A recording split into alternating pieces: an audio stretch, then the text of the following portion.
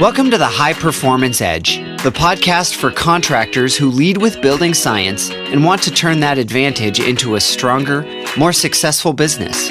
Whether you're in HVAC, insulation, solar, or home performance, we dig into strategy, sales, marketing, operations, hiring, and customer service approaches that power stable, more profitable companies. Hear from top contractors and industry experts as we explore what it takes to thrive as a very different kind of contractor. Here's your host, founder and CEO of Energy Circle, Peter Troast. Hey everyone, thanks for tuning in. If you've been around the high-performance contracting world, you've almost certainly heard of Hal Smith and Halco Home Solutions. In my view, Halco may be the largest and certainly one of the most financially successful true home performance contractors in the country.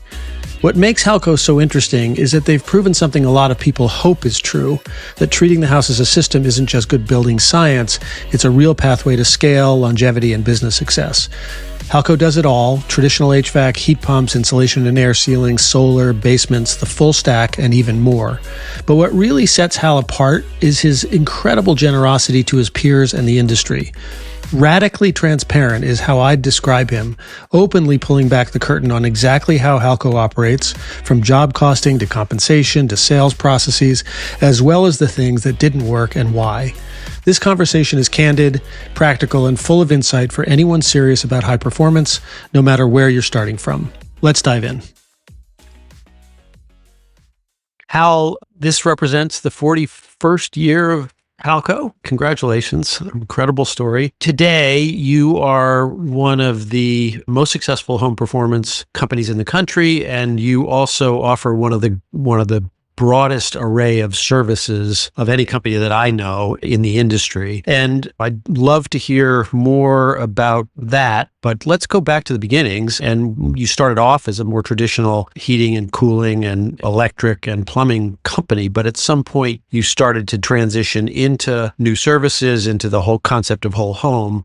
Tell us a little bit more about that original story and what it was that happened that caused you to make some of those moves. Yeah, to start from the very beginning, I was very fortunate. I was 12 years old. I was on a church youth group trip to Niagara Falls, and one of the chaperones on the trip was a master plumber, and he just took a liking to me, and I became his apprentice at 12 years old. And that was just life-changing. He was an Italian fella. His wife was an Italian cook. I took a 2-year BOCES program in my junior and senior year of high school. I got out of high school. I worked for a company I started as a service plumber. I knew plumbing. I didn't really know the HVAC business at that point.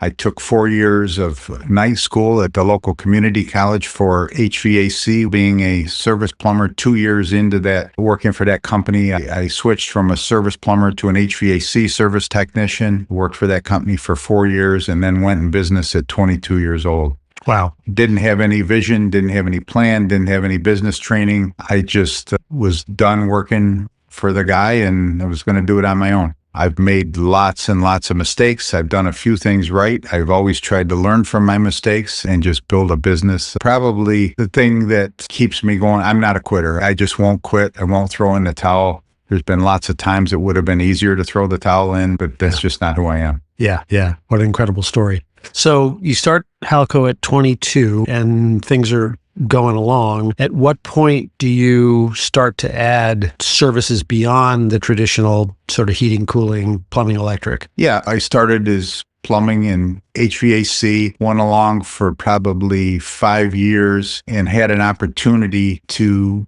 buy an electric company. And we bought this electric company. They had 5 electricians working for them. And so that became part of our business. And at that point, we were doing a lot of commercial new construction. And that's how I learned of those electricians. And so we were offering plumbing, heating, and then electric as a package that we called the MEP, mechanical, electric, plumbing. And we still have that division today. Yeah. Okay.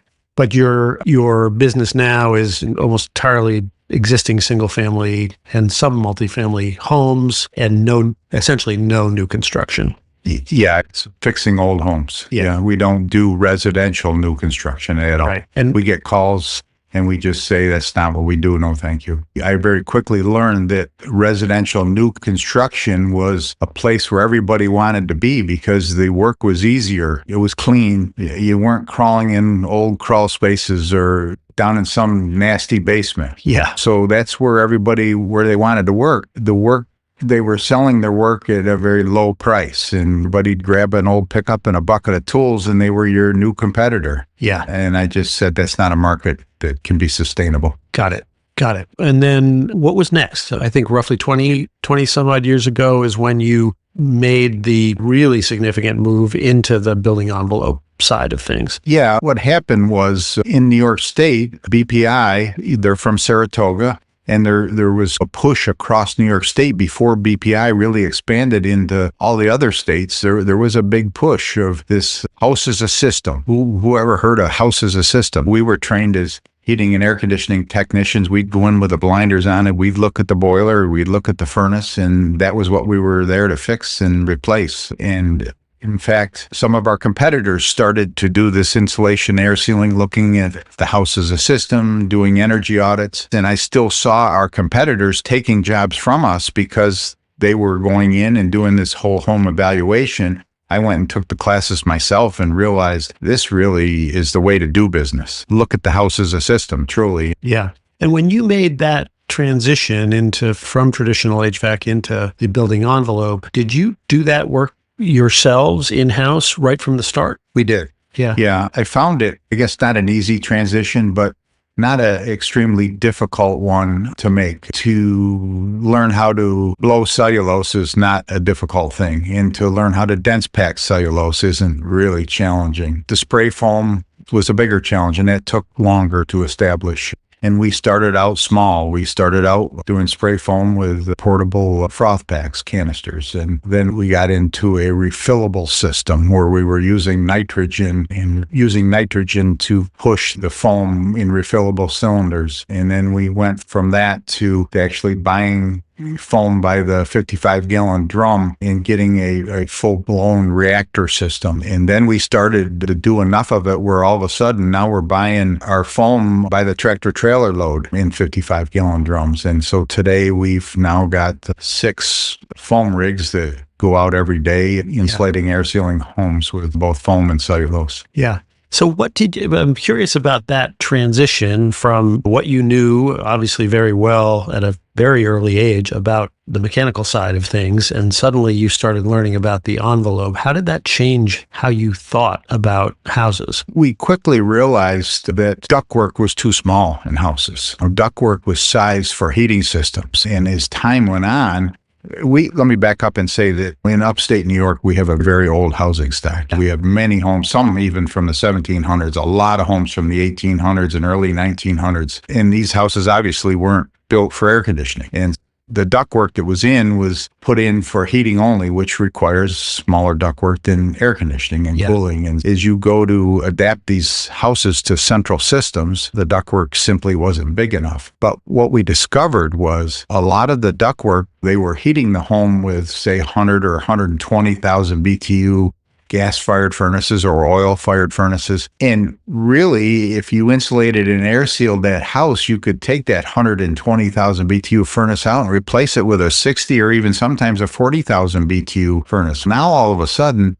the ductwork that didn't fit the 100 or the 120,000 BTU furnace was just fine or needed just minor modifications to work with a 40 or 60,000 BTU furnace. So the whole thing was like the best use of the customer's money to make the insulation and air sealing investment and not spend the money on making ductwork bigger to accommodate the heating cooling side of things. Let's tighten up the house and modify the ductwork enough to fit. Yeah. That was not a typical thing for an HVAC schooled person to be thinking about. And to this day, it's not very typical. Yeah, there's a lot of our competitors, even through the BPI, and that they still, even though they bought into house as a system, they were not willing to make the transition between their HVAC salespeople who were very regimented and very playbook oriented. They were not willing to put blower doors in their hands. And we made the transition to all of our, at that time we called them energy advisors. All of our energy advisors are going to have a blower door in their vehicle. They're going to show up whether we're scheduled to do a full evaluation or not. Most times that blower door is going to be part of the process. Yeah. And the customer, when they see you use that blower door and that thermal imaging camera, and the two guys that were in before you were in and out and scratched a price on a napkin a lot of times. Yeah. Didn't do that. And the customers saw the value in what you were doing. We got a lot of jobs and we were getting them for a much higher price than was on that napkin ahead of us. It just made sense. It made sense for the customer and it made sense for us as a business trying to do the right thing for the customer. Yeah. Yeah. Let's go. Since you mentioned the customer, part of your core strategy is this idea of building customers for life. And that's been a important driver for what you call the yes, we do that strategy, which has grown over the years to a very diverse array of services beyond what we've talked about so far in terms of traditional HVAC and building envelope and geothermal. You've added solar. You've got all kinds of capabilities with basements for both waterproofing as well as finishing. You do gutters. You'll do wind if somebody wants wind. So say more about that strategy of having so many different services and how that feeds back into the concept of customer for life. Yeah. So I think I realized early on that advertising was expensive and figured out that it was a lot less expensive to bring a new product or service to a customer than to constantly be looking for new customers. Yeah. You're always still looking for new customers, but you don't want to lose the ones that you have. A lot of the work was like one and done, or even if you're putting a furnace in, okay, I put a furnace in, they're not going to need another furnace for 20 more years. What other products and services can I bring to that customer? So marketing for us became easier because, okay, great, we put a furnace in for the customer, but now they have plumbing needs, they have electric needs, they have insulation needs, they have basement waterproofing needs. They have air cleaning, indoor air quality needs, right on down the list. So years we've added services and we categorize them all under this. We've got this big graphic on our website that says, yes, we do that. And we try the best we can to show all those different services that we perform. Pretty difficult to do in a graphic, but I think we've accomplished it. And one thing that I did early on, again, I don't want to profess to, because when I went in business, I had no clue and I had no business training, but I always tried to learn from my mistakes and I always tried to make tomorrow better than yesterday. So one of the things that I learned was that maintenance was important. Yeah. And we learned that as we started to grow, when it's real hot out or real cold out, you don't have enough technicians as a heating and air conditioning contractor. You just don't. Yeah. When it's mild weather, it's 70 degrees out and they don't need heating or they don't need cooling, you have too many technicians. So to balance out that business, you better figure out a way to do that. And so we started these maintenance agreements. And one of the things that I did that nobody else was doing in the area is we created what we called maintenance agreements. And we always purposely called them agreements. Yeah. I didn't want a contract. I wanted an agreement. Yeah. It was an agreement with a customer. You can leave this agreement anytime you want. You weren't handcuffed. You weren't locked in, but they were all designed around this monthly pay. And the customer could pay with a credit card. They could pay out of their checkbook. They could use a debit card. They got to pick whether they wanted that money to come out the 1st of the month or the 15th of the month, whatever fit their budget best. Yeah. But today we have over 10,000 of these monthly pay, easy pay maintenance agreements. And it allows us to balance out our workloads, right? And it allows us to perform maintenance in those off times when people don't need heating and cooling and keep people employed year round, steady hours, steady work. Yeah. Really interesting. And when someone comes to the door for a service, is there any pattern to which of those services lend themselves best to getting that homeowner to think in terms of the house as a system and comprehensively dealing with their home? Yeah, we always try to go out and do a comprehensive evaluation of the home. Yeah. We've been blessed in New York State that they have this program that everybody is entitled to a no-cost comprehensive energy evaluation of their home. We're spending 3 or 4 hours for that couple $100. So it's not a money maker for us, but what it at least pays the wages, right? Yeah. And it allows us to do a comprehensive evaluation of the home, and then we can help educate people as to what the best path is and what their particular need is and what their outcome is. Yeah, yeah.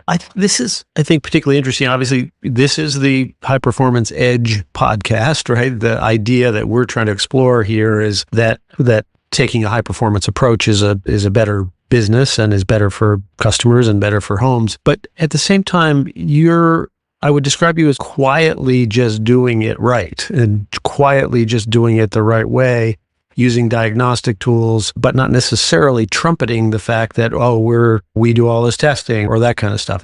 Do I have that right? I think you do. I think we like to tell that story in front of the homeowner one job at a time. Yeah. When they've gotten other quotes or they've got quotes coming in behind us and the other people are not looking to evaluate the home in the same manner that we did, people start saying, why was Halco here and spent 3 hours with me and went through all of this and you're done in 20 minutes? It's not the same. Yeah, yeah. And has that process, do you think, enabled you to close more jobs? And what are the implications of that from just pricing the jobs? And yeah, all of a sudden, price isn't at the top of the list. You've created value with a customer. You've shown them that you have their best interest in mind. We've worked hard to be able to give customers lots of choices and then help them, educate them through the process. Our sales is not at all high pressure. Yeah. You mentioned that a traditional HVAC company, one of some of your competitors, especially those that are now private equity owned, are going in just in a traditional way, and the building envelope is an afterthought. And how did you transition your people to have this different perspective? We just believed in it, and we decided that it was the right way and the best way to do business, and we just stopped. Early on, we took those same sales classes that all of our competitors took, and it was all about creating a high pressure playbook. Yeah. And we just threw that playbook in the garbage and said, we're going to start educating our customers. We're not going to high pressure them. Yeah. Yeah. And would the top performing salespeople in your organization, would they ever go back? No, because they saw how it works, and they really have no problem sleeping at night because they know that they're giving the customer the choices to make the best decision for them. Yeah. And they can decide on the best value. Yeah. Putting yourself in the shoes of smaller companies that are contemplating adding services, and it could be in both directions, right? It could be a traditional HVAC company that's saying, how do I get into the building envelope side of things? It could be the more traditional kind of old school home performance company that's really just doing insulation and air sealing, that's thinking, how do I get into mechanicals and heat pumps? What is your counsel to folks about just how to approach this idea, regardless of what the new service is, about how to add services, how to think about it, how to test the waters? You've done it more than anyone else, right? Probably in terms of the number of things you've added. What's your counsel to those folks? It's got to be a sustainable business. So is it something that all of the things that we've added, if you look at our complete Yes, We Do That graphic, they all tie together. They all have to do with fixing old homes, making homes more energy efficient, healthy homes, moisture mitigation. It all comes together. It's all about fixing old homes. So the need is there because we have a lot of old homes in our marketplace. I don't know why more HVAC companies don't get into the insulation and air sealing business. I'm grateful they don't in my marketplace, but not sure why they don't, because it's not that tough of transition. If they're already running a heating and air conditioning business with a service staff on call 24/7, having to deal with all of that, and they've already sustained that, and they've got an ongoing business. Adding insulation and air sealing is not that big of a stretch. Yeah. So let's use that to talk a little bit more about the business side of the insulation business. You've made the decision, I think, across many of your services to bring all of those services in-house. There's only one thing I think left that you don't do in-house. So for someone in HVAC who's thinking, yes, I understand the importance of the envelope, I know I need to be able to offer this service, how would you guide them on this decision fork in the road of, do I outsource to find a partner, or do I bring that service in-house? Yeah, I've never had very good luck finding a subcontractor partner that wants to give my customers the same level of service that I want to give them. They just don't. They just show up and think it's okay. So I haven't had good luck of having subcontractors that want to treat my customers the same way I want to treat my customers. And that's all about the customer for life. Yeah. You've also been quite open about how much you like the economics of the insulation business. Yeah, we do very well insulating and air sealing homes. It's hard work. You're talking about crawl spaces and attics and working in attics when they're 140 degrees and crawl spaces that are 12 inches deep and you're belly crawling and you're in there with an army shovel trying to move things around, and it's hard work. And our insulation and air sealing crews get compensated very well because they're doing hard work day in and day out. It's our pay for performance, and we've had great success with that, and we continue to expand that throughout all parts of our business. We're not there yet, but we continue to expand it. Yeah. Okay. If I can go back to the other scenario where the insulation air sealing contractors making the decision of, do I want to be in the HVAC business? Or do I want to be in the heat pump business? And the piece of advice that I would give them is that just take a hard, long look before you make that jump and realize that. And when you're out putting in heating and air conditioning, heat pumps, and something breaks and mechanical things break, people have no heat. They're expecting prompt responses. Whether that's on a Saturday or a Sunday, and people that are in just the insulation air sealing business, they're running a Monday through Friday business. At Halco, we're working regular hours 7 days a week. And a lot of times when it's that smaller business jumping into doing that, it's that business owner that becomes the on-call technician after hours. And make sure your marriage could survive that. Make sure, because it's a big commitment. I think long-term, it's very well worth the investment, but it is an investment and it's not going to happen overnight. And you're trying to build a business, and so you can't afford to have a full-time after-hours technician, so you got to have people on call. It's just a whole different business. In my opinion, it's a much more difficult transition going from an insulation air sealing contractor to a heat pump or an HVAC contractor. Certainly doable. So it certainly can be done. It's just not as easy as the other way around. But what else do you see happening going forward? And can you envision other services you don't offer now that you would add to the mix? Yeah, I think what's really on our minds now is there's this need for a lot more with indoor air quality and healthy homes, where actually there's programs now that are coming out that you can go out and evaluate homes for people with asthma and how their living conditions in their home greatly affect their asthma needs, and how by fixing the home you can give them great relief. And instead of just pumping them full of medications, you fix their home and give them proper air quality in their home. So that's going to be a big expansion for us. Everyone familiar with the whole house concept knows that when you begin to tighten a building envelope up, you also create some other challenges, particularly around moisture. And I know your housing stock is old and you're dealing with old kind of rubble basements with standing water kinds of issues. So talk a little bit more about how all of that led you into the basement waterproofing world as an important part of the service offering. And so let me start by saying I probably shouldn't simplify insulation and air sealing as much as I do. If you tighten up a home and you don't control moisture, you're going to grow mold. And you don't want to grow mold and have to pay to have mold remediated. You've got to pay attention to that. When in this old housing stock, again, with the dirt crawl spaces, the dirt basements, we have to do a lot of encapsulation of that. We have to basement waterproofing. Sometimes we're inside jackhammering trenches around the perimeter of the basement. We're installing sump pump systems. We're discharging those sump pumps. We're putting centralized dehumidifiers in, or ventilating dehumidifiers if we need to introduce. It's all part of you. You can't just go in and tighten up a home that has all these moisture problems, because now the moisture doesn't have a place to go. Hal, let's talk a little bit about the evolution of the diagnostic process. You talked about the old days of the traditional blower door, infrared camera, combustion safety, but there's a lot of new tools now and new things to be looking for. What's happened with your diagnostic process?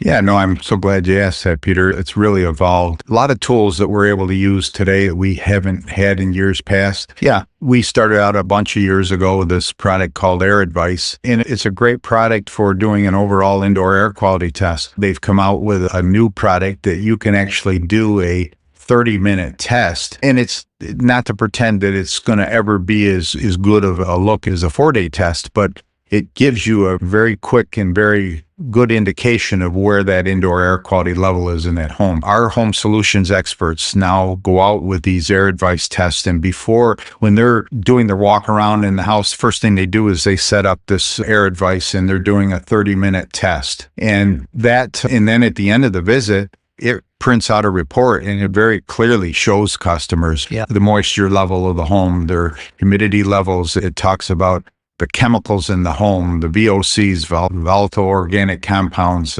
It gives a very clear, demonstrated graphic report of exactly where their home stands. Particulate levels, do they need better filtration of the air in their home? Very easy to understand and very.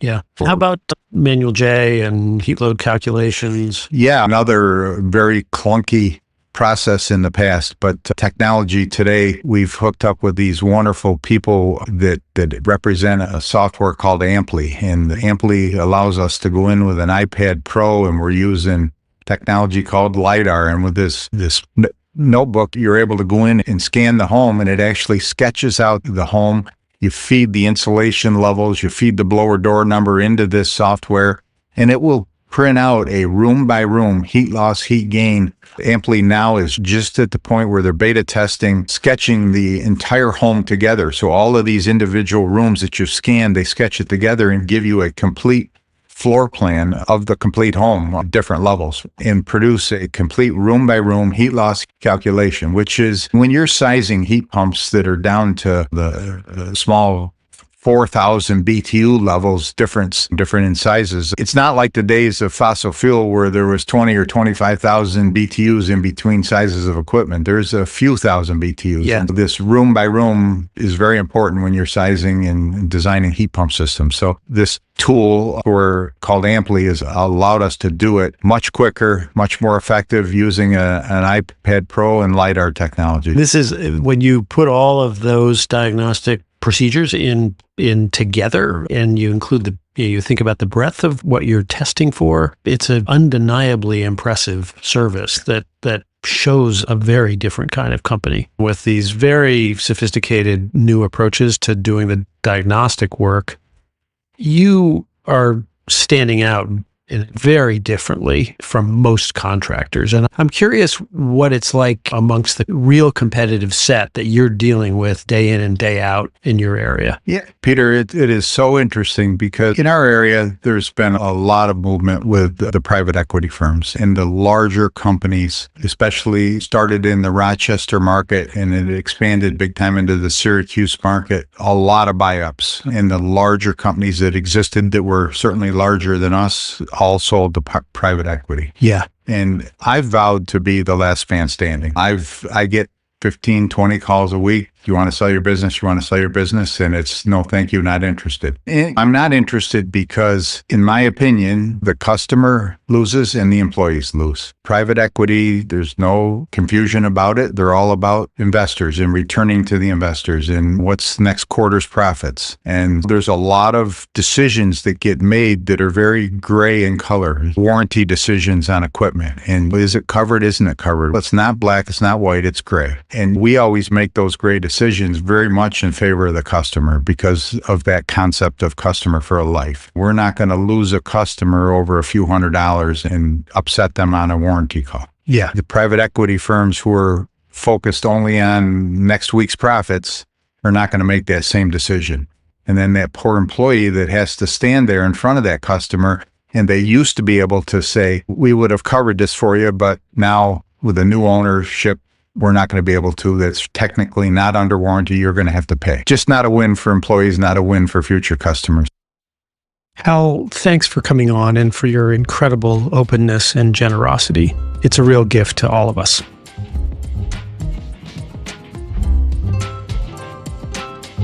The High Performance Edge podcast is brought to you by our company, Energy Circle, the marketing agency that for 15 years has served the most successful high-performance contractors in the country. Curious about whether we might be a good fit for your marketing and website needs? It begins with a no-obligation, no hard sales discussion of your business and goals and an honest assessment of whether we can make an outsized impact on your company. Check out energycircle.com or email me directly at peter@energycircle.com.